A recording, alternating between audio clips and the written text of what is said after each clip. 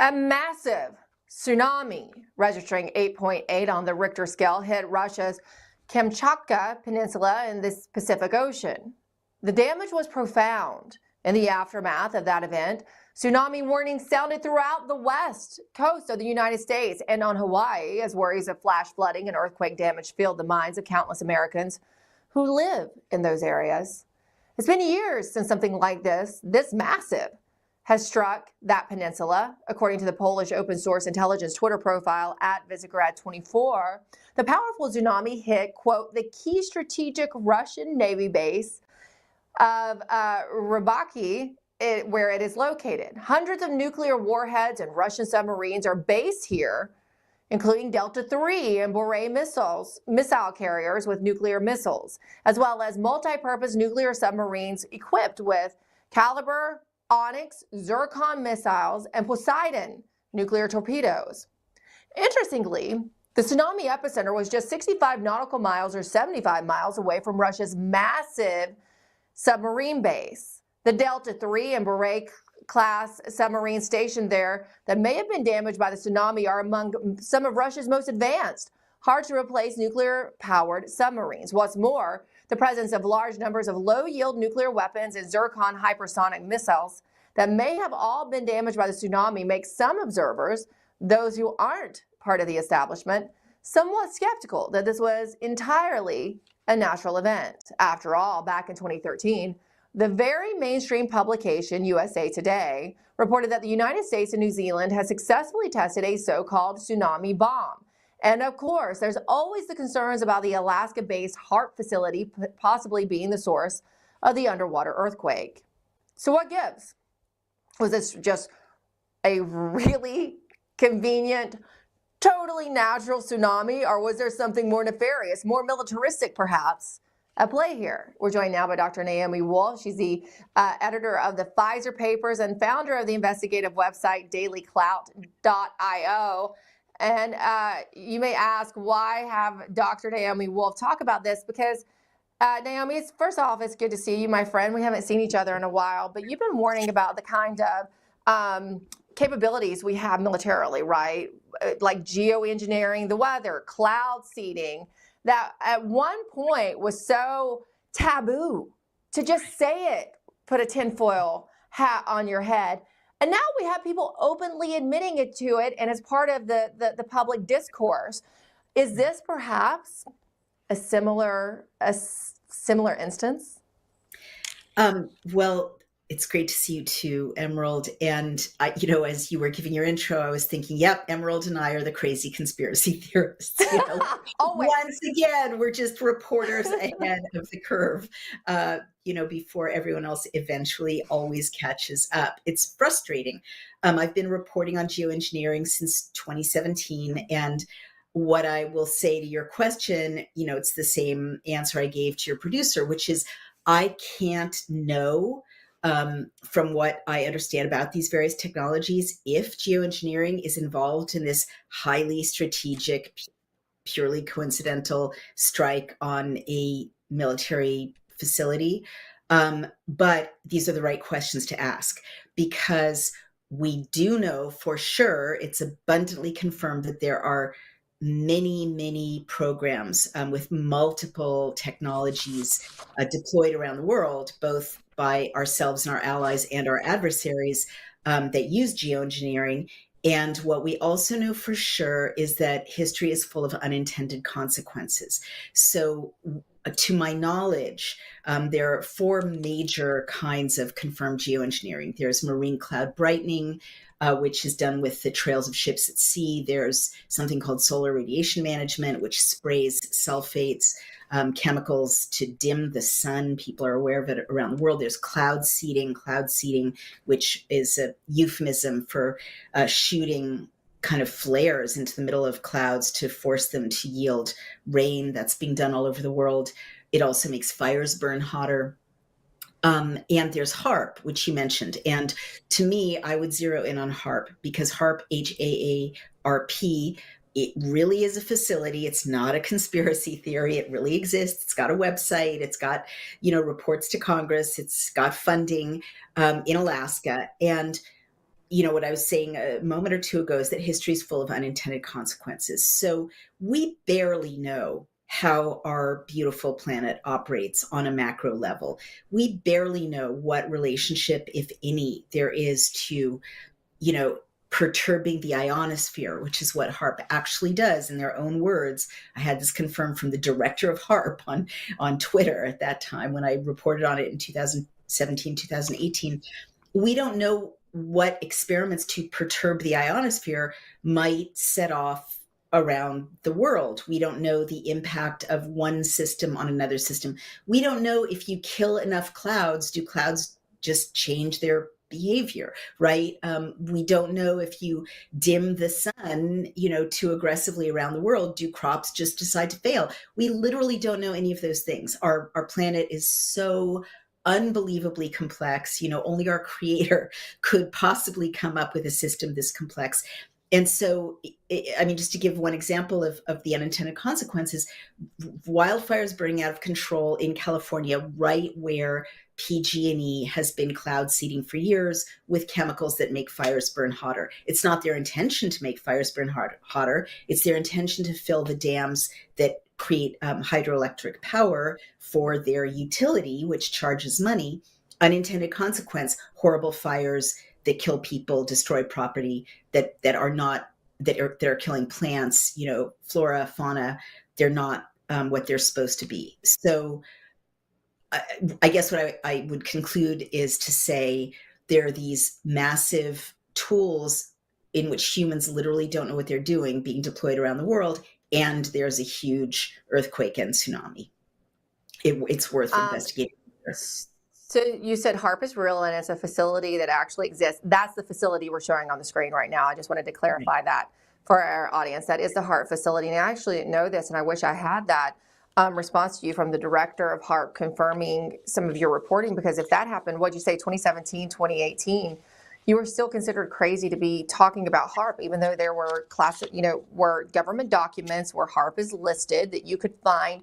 It's got a website. It's got a website. Information, and people in government would still try to pretend you're crazy for talking about it. What exactly did that director say to you at that time?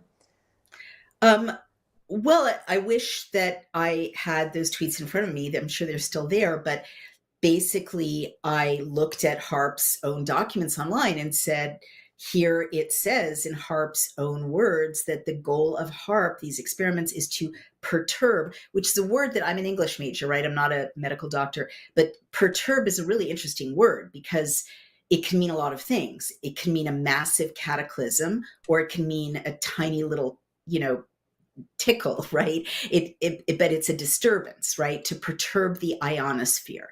And I also was very struck that the way HARP's own materials talk about what HARP is doing is that it's experimental. It's not a completed, understood technology that they're deploying in a measured, reportable way. They're experimenting with the ionosphere. And the ionosphere, again, I'm not an astronomer, is a layer of the what surrounds the planet above the atmosphere, as I recall. So that seemed like the definition of a very gigantic unintended consequence, right? That seemed like the definition of, oh, it's the Tower of Babel. Let's just build it to the sky to, let's just mess with heaven and, nothing bad could possibly happen. We just don't know. And we also know that tides, now I'm getting all kind of medieval and intuitive, which probably is not appropriate. But that's why I like you, though. Well, thank you. But, let's just think back. Astrologers and astrology has been a science in many cultures and parts of the world for thousands of years. I'm not talking about wacky astrology in your newspaper, but people who study the movement of the planets and stars connect them to tides. There's gravitational pull of planets and stars to tides. Do I know that messing with the ionosphere has an effect on tides? I have no idea, but I think that these are legitimate questions to ask because cultures have known for thousands of years that what happens in the heavens can affect the tides on Earth. I just don't know. There's another question to ask is surface of the Earth experimentation, maybe there was testing of nuclear products underneath the ground. We don't know. Like such things have been known to happen. Maybe there was drilling. Maybe there was. I mean, fracking has been linked with earthquakes. You know, in the eastern United States. All of these things we do to our poor planet have unintended consequences. So maybe it's just a complete accident, or the Earth is just doing what it naturally does with this horrible earthquake and tsunami. But given that the Earth is having things done to it that in its entire recorded history have never been done before, I do think, you know, we few independent reporters need to ask questions about these radical technologies and experiments, both in the sky and on Earth, that may be affecting scenes such as this one. And that's the point, right, Naomi? Because this has all been done behind our backs. Not only is this, you know, part of the climate change agenda, but this looks like, let's just say, for instance, that this is an effect of some kind of defense capability we have, some kind of militaristic capability that we have. This is, you know, what I would consider part of unrestricted warfare, right? And we've not had to have, the American people, have not been allowed to be part of the conversation on the ethics of what we might be deploying. We have no say. And that's not how it should be in a constitutional republic. For sure.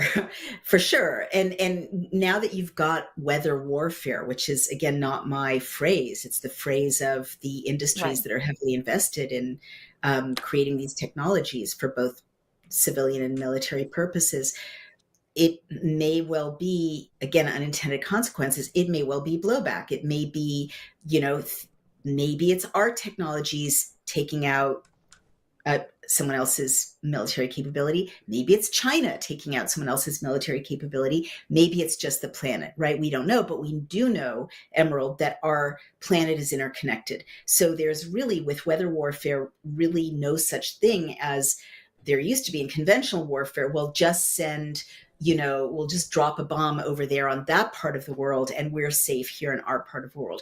We really don't know how these systems may have blowback one to the other. So we really don't know if you attack, again, this is just a hypothetical, if you use weather warfare or use some sort of technology that is unfamiliar to us to do a hit somewhere else in the world, or even for economic reasons, right? So many commercial interests are interfering with rain, right?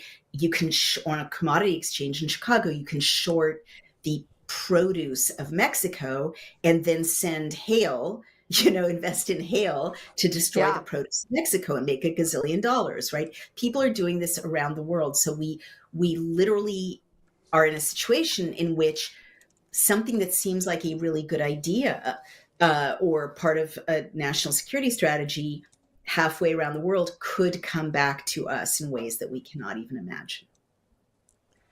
Naomi, I actually do want to hit on commercial interests affecting policy or affecting, what happens, but in a different sector, that being the biotech and medical sector, because this is what you've been harping on also, besides HARP, for years now, since the COVID pandemic, and you and I have spent so much time talking about this. You literally put together the Pfizer paper so people could be aware of what was known and withheld from them as they try to make decisions on whether they were going to get this jab. We're now learning that we knew this, but we're now learning exactly how much, to what extent pediatricians made a huge profit from forcing vaccines, particularly on kids. Let's take a listen to this clip about that topic. Listen. Is the truth, because I hear back and forth. I mean, do pediatricians get incentivized with percent vaccination of their? Yes. Dr. Paul Thomas has done a very good video on that, and many other pediatricians have followed. Maybe Dr. Hooker could answer better on that. They're typically incentivized directly by HMOs. HMOs buy and sell vaccines, so vaccines are big businesses for HMOs. but the incentivization is usually anywhere from $200 to $600 per fully vaccinated patient, as long as their vaccines, a certain percentage of their practice is fully vaccinated. So some pediatricians can make upwards to $1 million or more a year just in those incentives. I saw that our friend Dr. Mary Bowden had posted that she would have made, somewhere around $1.5 million if she had pushed the jabs onto her patients. That is a staggering amount of money. And no wonder when you walked in the door, they were constantly trying to sell you on it. That brings us to some other news, though, that, they did approve this Moderna vaccine, right? Vaccine, quote unquote, for kids 6 months to 12 years old recently. That was done while RFK was on vacation. That's been confirmed. Now an FDA official has been fired who, from what I have heard, tried to stop or was effective in stopping the mass approval of the mRNA jabs across the board, which is what FDA regulators wanted to do. That's Vinay Prasad. I've learned overnight that RFK did go to bat for him. But Susie Wiles and a certain investigative reporter got on the phone with Trump after RFK called and said, no, you cannot fire Prasad. And ultimately, they swayed Donald Trump to fire this official. And there's more news on the front. What do you make of the latest out of HHS? Now that, pediatricians are still, I just had a friend tell me pediatricians are still trying to push the jab on her children. And so she's just going to stop going to the practice. Right. Good for her. Well, I guess it's two different stories, but they dovetail very directly, don't they? It's shocking. I knew just through the last few years that pediatricians and other doctors were being incentivized to push these vaccines, which they couldn't possibly have given their patients informed consent, because informed consent didn't exist. It was experimental. And even in the experimental documents, it was killing people, sterilizing people, disabling people.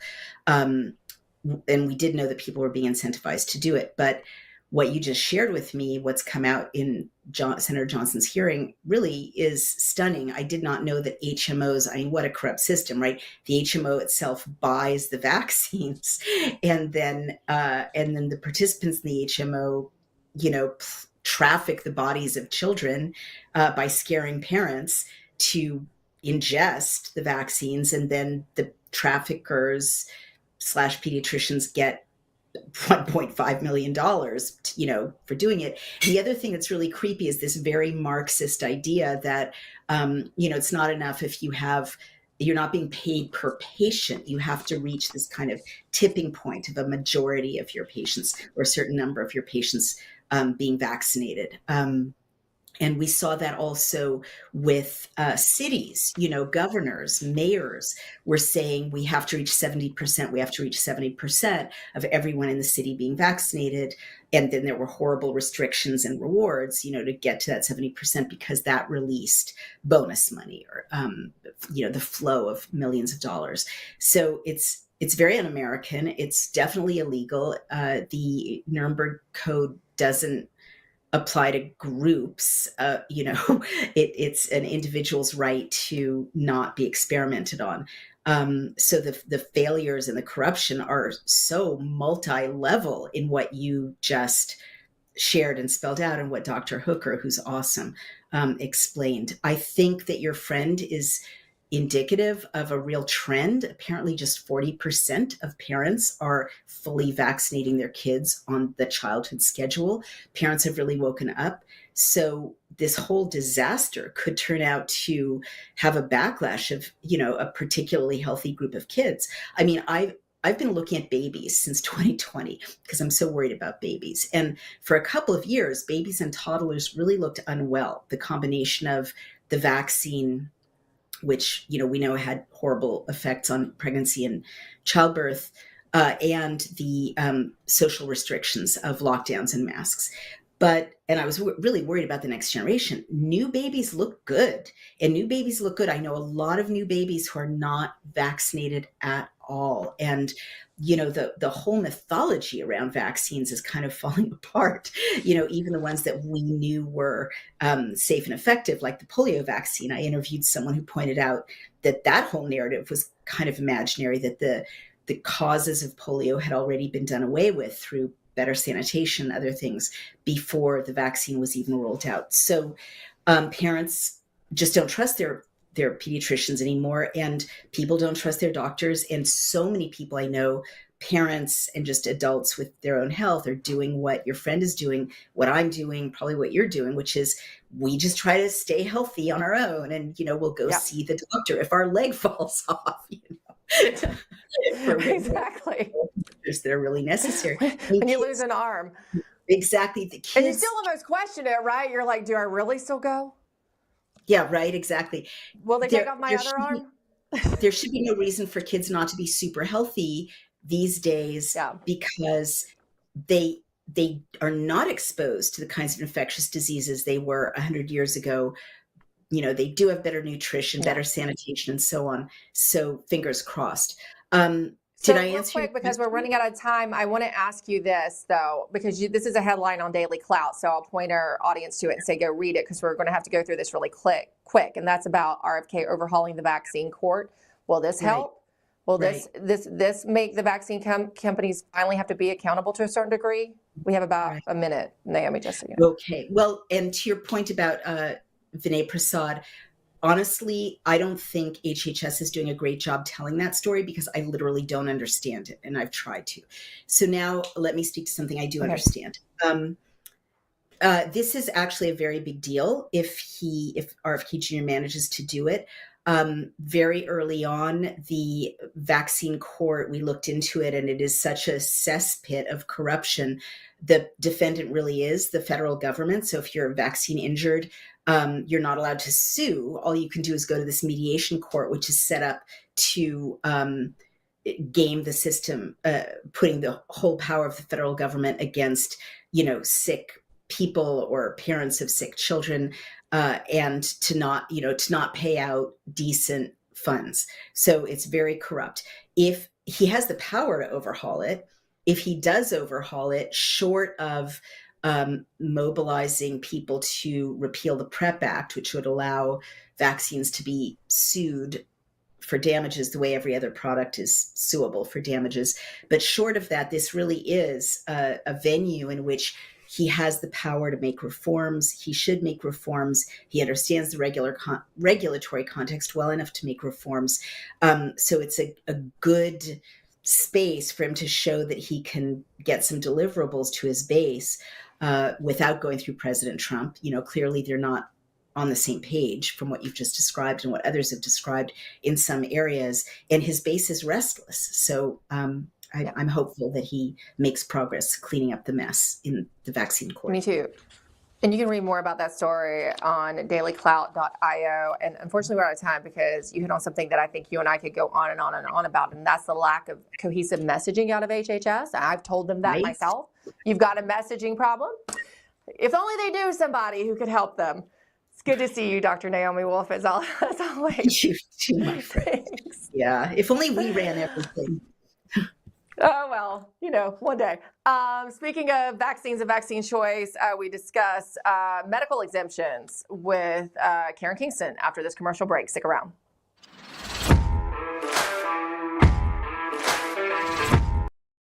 With everybody talking about making America healthy again, I thought today'd be a great day to talk to all my fellow patriots about the importance of making your homes healthy again. Well, we have proudly partnered with airwaterhealing.com and their revolutionary whole home air purification system. The V3 from Air Water Healing does 3,000 square feet of purification. It eliminates dust, mold, viruses, and odors. But here's the part I love. They require no filters to ever be changed and virtually no maintenance. Whether you suffer from asthma, allergies, seasonal bronchitis, or just want to protect your family from the flu or even greater threats, don't wait to get your V3 from airwaterhealing.com today. Use code Lindell for 20% off in savings and free shipping. That's promo code Lindell at airwaterhealing.com.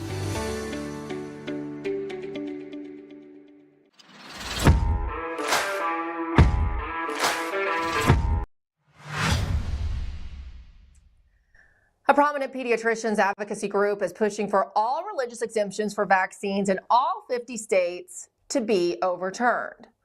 You see, what they want is your kids getting stuck and jabbed with all manner of poisons, no matter what, as we just discussed with Dr. Naomi Wolf. According to this particular group, they say, quote, exempting children for non-medical reasons from immunizations is problematic for medical, public health, and ethical reasons and creates unnecessary risks to both individuals and communities. Now, as we previously reported, our friends at the Brownstone Institute broke a story about how Big Pharma was actually colluding to sabotage RFK Jr.'s nomination to Health and Human Services out of fear that he'd cancel childhood vaccinations. But according to Brownstone, Big Pharma's fear is not scientific opposition, it's that Kennedy's regulatory scrutiny may render their current profit model obsolete. They said, quote, investors are sitting on the sidelines for the next 6 to 9 months. Capital has fled the vaccine sector, and Kennedy's reform agenda is making it difficult for pharma executives to assure investors that the regulatory terrain remains exploitable. That's a good word for that. So there you have it. For all the caterwauling about the immunocompromised or other at-risk groups being placed in grave harm because of parents' understandable reluctance to have their kids poked and prodded with poisonous chemicals masquerading as medicines, it's not really about the children at all. It's about money, specifically the money that goes from Big Pharma and Medicare and Medicaid programs into the pockets of pediatricians who push vaccines to as many kids as possible without discrimination. The Gonzo actor, Woody Harrelson, once likened Big Pharma to drug dealers. We can add most pediatricians who participate in these Big Pharma payout programs for forced vaccinations to their patients in that category now as well. We're joined by Karen Kingston. She's a biotech analyst and author of the popular Kingston Report on Substack. Karen, good to see you. Good to see you too, Emerald. I actually do use, full disclosure, the religious exemption, because that's my right. I live in a country with a constitution that says I have religious freedom, but there's one group trying to rid us of that freedom, yes? Yeah, absolutely. You can't hear me, can you? Will they be successful? Emerald, can you hear me? I can hear you, yeah. Looks like we're having a little technical difficulty. Sorry about that. Yeah. I never thought I would see the day where doctors turned into drug reps and medical associations turned into pharmaceutical lobbyists. So what the pediatricians are doing is they're doing the job of pharma lobbyists. They're lobbying state lawmakers to pass laws so that they, as you said, ban religious exemptions, and they also constrain parental rights in the interest of the state's interest. What they're basically doing is they're saying when your child goes to school, they're the property of the state. They're the property of the government. And I am just shocked and appalled that the American Academy of Pediatricians is doing this. And Big Pharma is behind it. So the AAP, the American Academy of Pediatricians, published this statement, published in the JAMA Journal Pediatrics, this statement, but Big Pharma is behind it, right? So they're saying, well, we are so invested in vaccines and injecting your children with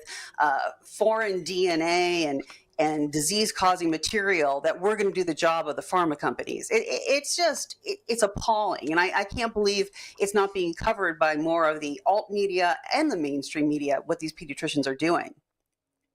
Well, you see the corporate media covered this kind of like corporate interest, pay for play, right? This is what this is. I mean, pediatricians are getting rich. And I can't tell you how many, I went into like probably 3 or 4 pediatricians' office because you feel desperately you need them, and when you have your first child, and the way they treated me when I would ask about vaccines, and I wasn't, I wasn't actually anti-vaccine at the time. I just wanted to say, hey, I've done some research. This is the research I have. It's, the ingredients. They were combative. They were antagonistic. And they basically, too, threw me out of their practice. Okay. Now I know why. They're so incentivized, but particularly when it came to the COVID jabs, they're making so much money. And we talked about that with Naomi Wolf. And there's really no accountability for them, right? If a child is vaccine injured, nothing happens to that doctor for pushing the vaccine. Oh, They still got absolutely their not. money, and they're not, Yeah. you know. I think it's absolutely appalling, and why I can't understand this as a Christian, right? And you can relate to this, Emerald. Like, we do no harm, and we're called to, protect God's children, right? If anyone should cause one of these little ones to stumble, it'd be better a millstone be wrapped around their neck and they're drowned to the deepest level of the ocean, of the sea.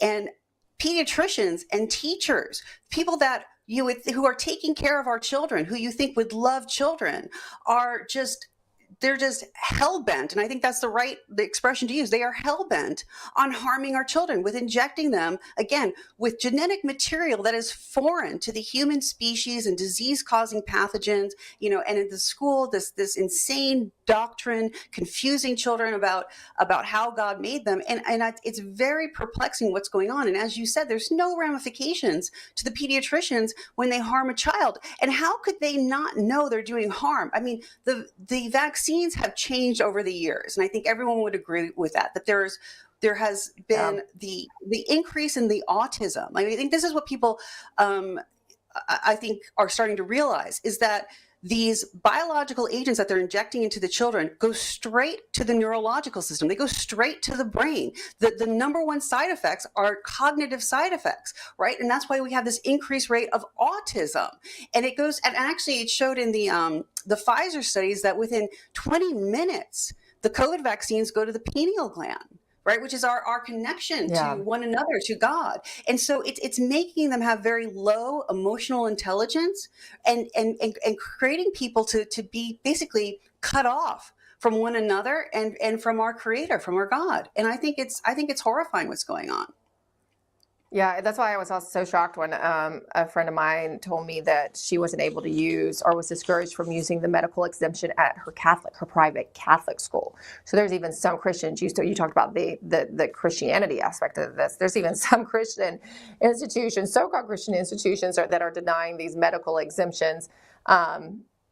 So, there's a true battle here. I do want to get into something else that I talked with Dr. Wolf about in the last segment, and we had to just, run through it very quickly. But this is this overhaul that RFK is taking on over the vaccine injury court. What do you make of it? Naomi felt like it was a good idea if he really does it. Of course, there's a bit of skepticism in Naomi. Your thoughts?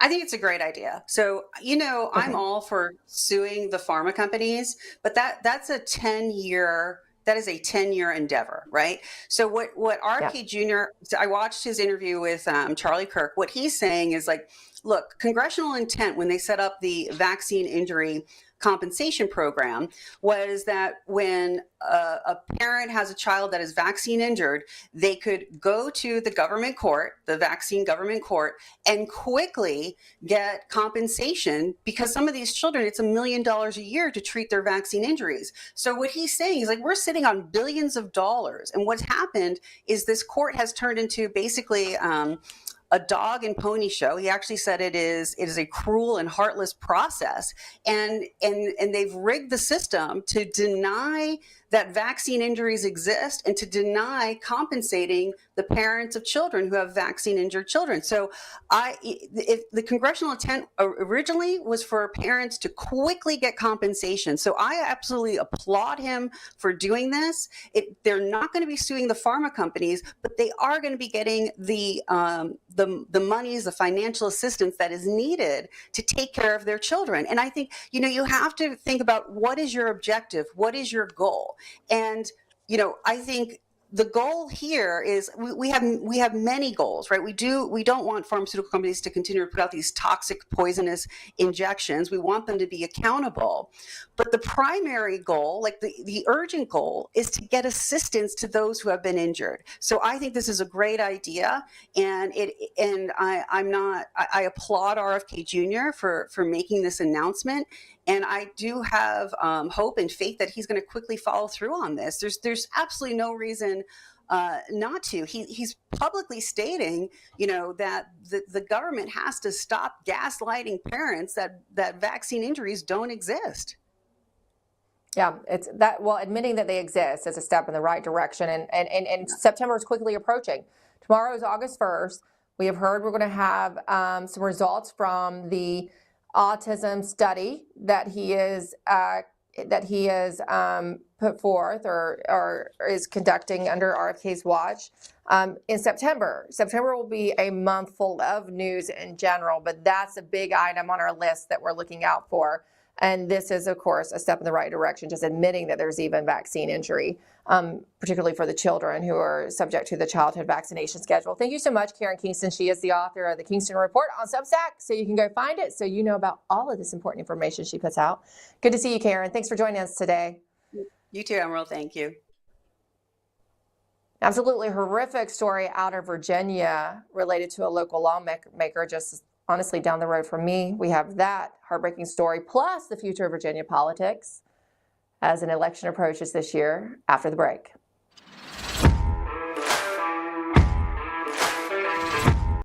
Swollen limbs, joint pain, inflammation, skin aging, and cognitive decline. These are just a few of the awful side effects that you can experience due to poor blood circulation. And popping ibuprofen is not a solution to the pain.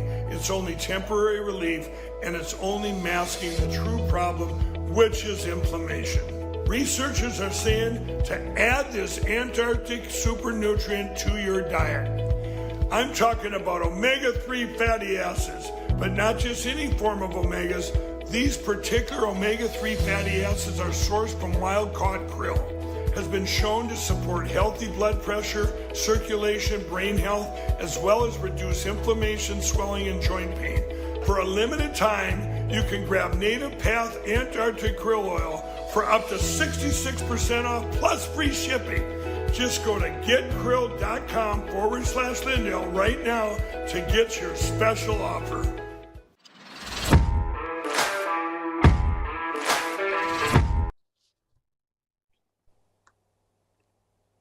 I think back 12 years ago, I was standing right down the street there on the lower left there. Yes. 12 years ago.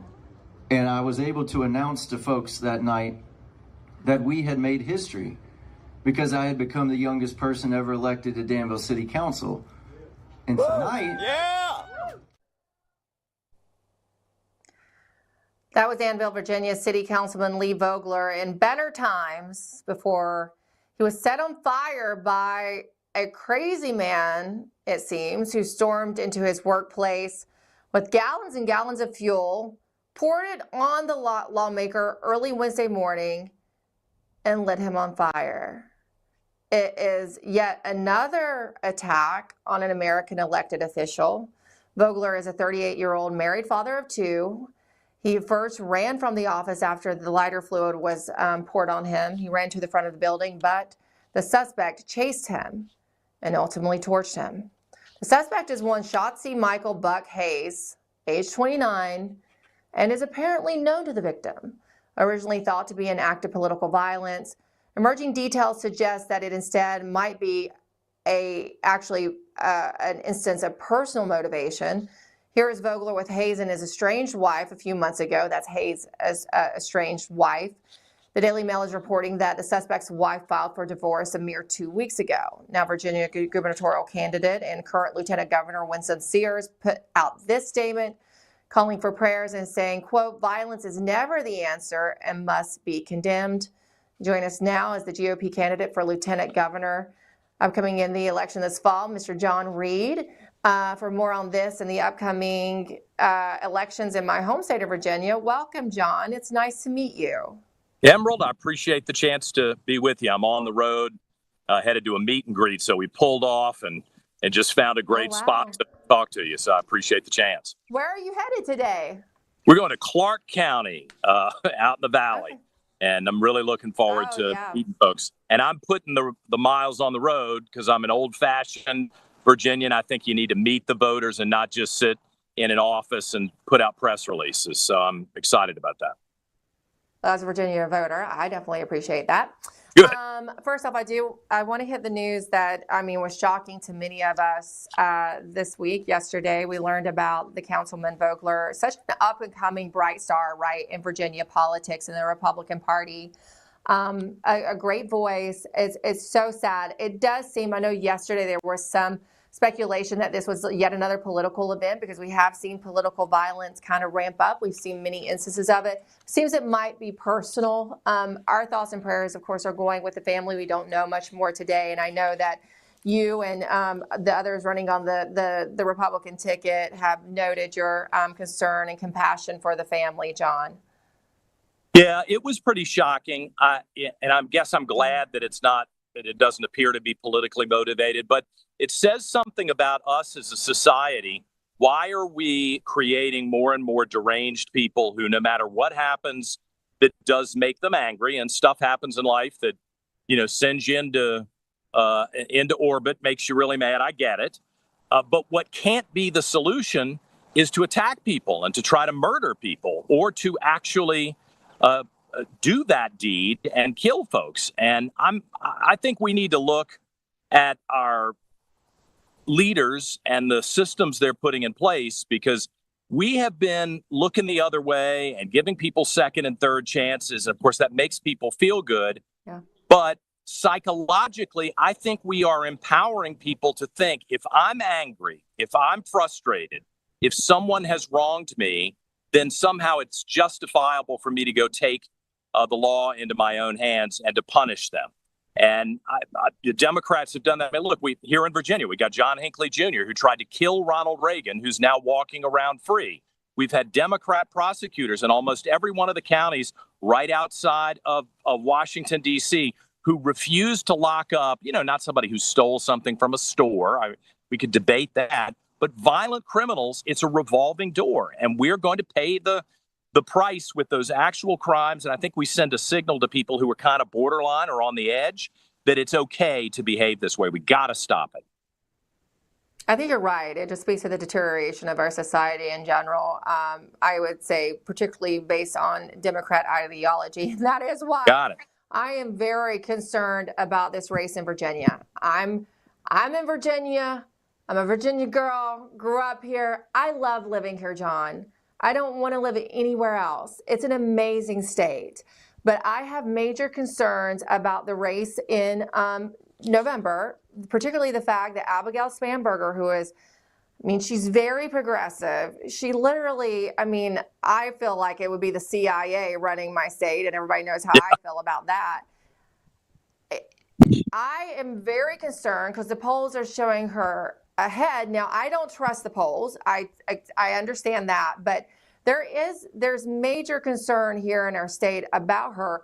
How are you all, and Winsome Sears, getting out there and appealing? I know you're literally making the rounds. Do you think Virginians really understand what leadership under Spanberger would look like? Yeah, Abigail Spanberger was my congresswoman. She was one of the people who, and her friends, got out and bullied the Republican congressman. I'm a nice guy. I don't like to really be ugly, but I got to tell you the truth. They were in this guy's face on a regular basis, making it impossible for him to have public meetings with constituents, and it worked.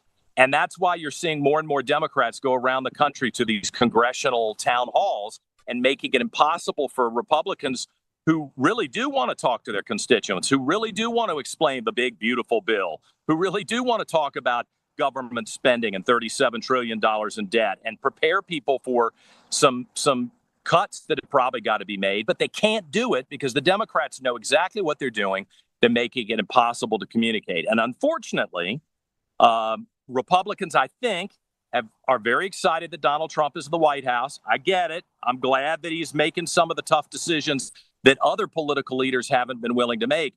But they're also kind of maybe fat and happy at the moment. And you got to know that state by state, in Virginia and in New Jersey this year, the only two states where we have these governor's elections, but starting next year, all across the country, they're going to be important elections, and we've got to stay engaged. We got to stay engaged talking to our neighbors. We've got to stay engaged on social media, which allows us to combat the mainstream media that costs so much money. And I hate to say it, we all got to open our checkbooks and make sure that Republicans can compete, because the Democrats in Virginia, they are trying to buy the three top seats. They are funneling money from New York, California, all of those groups in Washington are giving money. Like my opponent, she just got $1 million gift from the Democrat Lieutenant Governors Association. No one's ever gotten that kind of money. I'm, on the other hand, going around doing meet and greets, asking people for $100 checks. And I appreciate that, but it's going to be hard to stack up to the $1 million to tell the story that you're mentioning, which is how the Democrats want to crush our economy and break up our culture and society in a way that I don't think most people will find acceptable.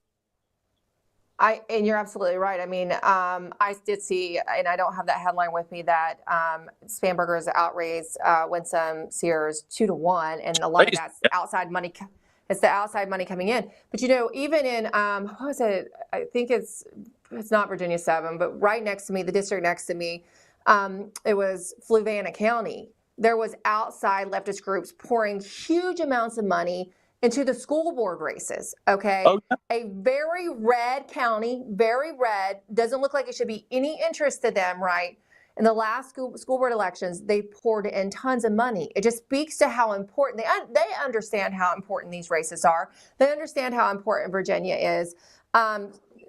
We got to get Republicans to understand how important. I love that you're out there, John. I saw that you were just over in near Roanoke with my friends at the Appalachian podcast, and sat down with awesome. Would love those guys. We did the podcast in this old log cabin that's pre-Civil War, so and I pulled up and thought, there's a studio in here, and you know what? It was just a table with a bunch of microphones, but people love it, and that's what I'm trying to. That's how I'm campaigning, is trying to get to the heart of the matter with the regular voters and convince them that I'm their guy. I'm going to stand up for conservative principles. You know, after I did that, a whole bunch of people did make nice donations at johnreedforvirginia.com. And that helps me beat back these crazy leftists who are really all over the place trying to trash us. So I'm happy. Whenever I can do a podcast, I'm following the Trump lead.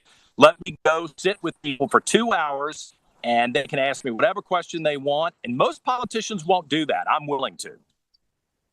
Yeah, and I mean, those guys. I'm actually from the Appalachian Mountains. I don't live where I grew up, which is coal country in Virginia now. But you know, I love those guys, and I know they ask you questions. Look, it's huge. It's hugely important election for us in Virginia. I want to have you back as we progress and get closer to the election. And I remember when Spanberger won her congressional race that night. They just happened to find a memory card, right? A memory stick with enough votes to put her over. So she is the globalist establishment's preferred candidate. This is so important. People must understand how important this is. We'll let you get back on the road, John. Say hi to the folks in Clark County. We know a lot of the good people over there. And thanks for popping in with us. Appreciate it. See you soon.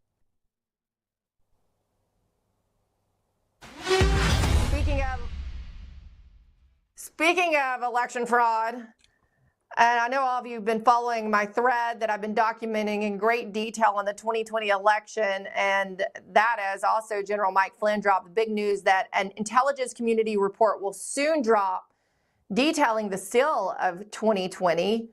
Now we're getting even more exclusive, never before seen footage from the 2020 election in Michigan, where, as you see here, crowds of challengers and watchers were locked out of Detroit's TCF Center, and workers under Jocelyn Benson's leadership as the Secretary of State were blocked from actually watching the election results and the tabulation.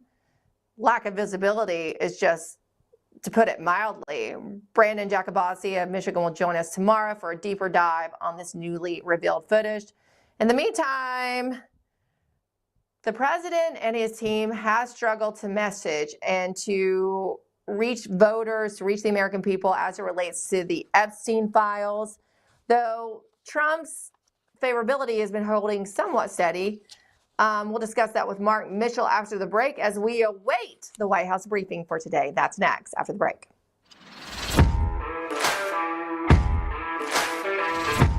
Whether it's being a weekend warrior or spending time with your family, feeling your best is the key to doing the things you love. That's why I'm excited to tell you about Nirvanta. It's a natural solution designed to help you stay active and live well naturally. Nirvanta is a topical blend of all natural essential oils like frankincense, myrrh, and a proprietary gold standard plant stock extract. It's perfect for your hands, feet, knees, back, or anywhere else that needs a little extra care. Use Nirvanta proactively as part of your daily maintenance routine, and you're guaranteed you're going to feel the difference. Simply massage Nirvanta in for at least 60 seconds, 2 to 3 times a day to get the best results. And if you're not completely satisfied, you get your money back. No questions asked. There's simply no risk and no reason not to try Nirvanta today. Right now, you get 15% off with code Lindell exclusively at nirvantahealth.com. So stop reaching out for that medicine cabinet. Get Nirvanta instead and experience the difference. Go to nirvantahealth.com. Use code Lindell to get 15% off today. Nirvanta Health. Live well naturally.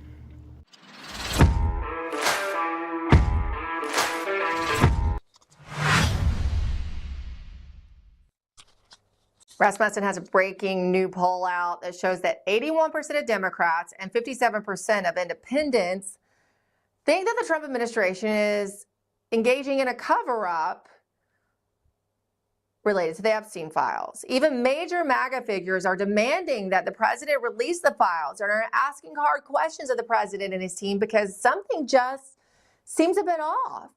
How could it be that between the major foreign policy wins, which there are several, the passage of the president's agenda in the big, beautiful bill, and let's be honest, amazing economic news this week, 3% GDP.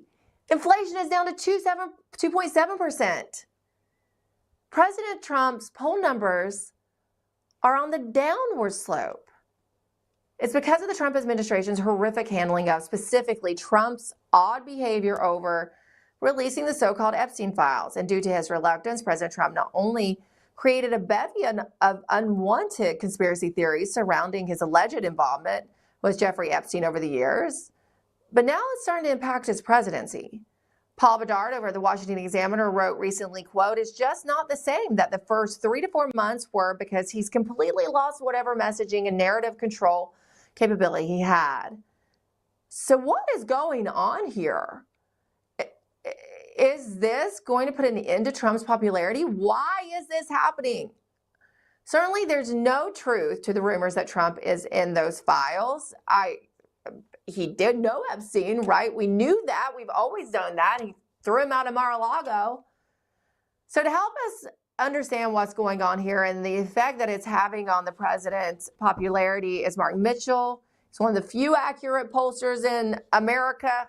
I can probably count them all on one hand, and he's at the top. Mark, I know this is not the news that a lot of people want, right? This is not what we want to be discussing, but it is now having an effect on the president. And I was just talking with a candidate about the midterms, right, and how hugely important the midterms are.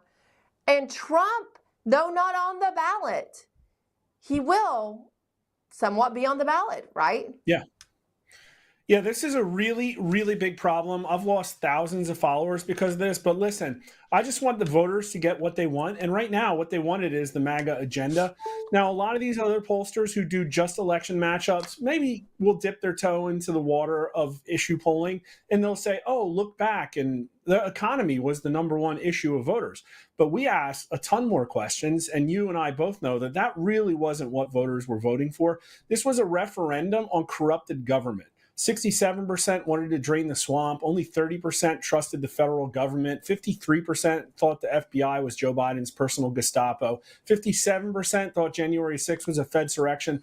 Over and over and over and over again. And so voters want accountability. And based on all those numbers, it's actually surprising that Donald Trump won by as little as he did. But that tells you that there is still a lot of power in the mainstream media and a lot of power in gaslighting, which there was a lot of in the last 4 years. The problem is that Trump came in and he did a really great job in the first couple of months. Doge was pumping out a lot of information. His executive orders were super popular. Right direction peaked. His numbers were going up, except for that little bit in April with the stock market implosion. And where we should be now with all of those wins is a very strong Trump approval rating. but he's underwater the last couple of days between -1 and -4 points. He was +8 in the middle of June. So this is a complete implosion after he got his big, beautiful bill signed. So is this horrible? No, but it's not where he should be.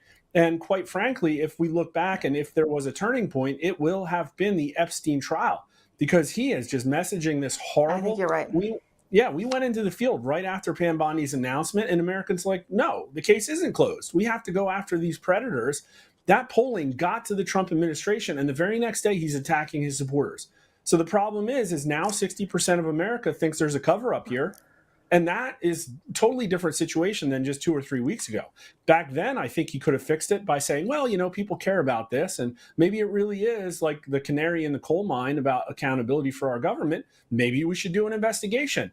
The problem is now the Democrats have been running with it for 3 weeks. And I think they're going to run with it from now till November 26th. And Democrats are winning right now in the generic ballot. So maybe Trump's numbers will recover, but this is really going to threaten his ability to perform in the midterms. And I think it's going to hang over his head for the next year and a half.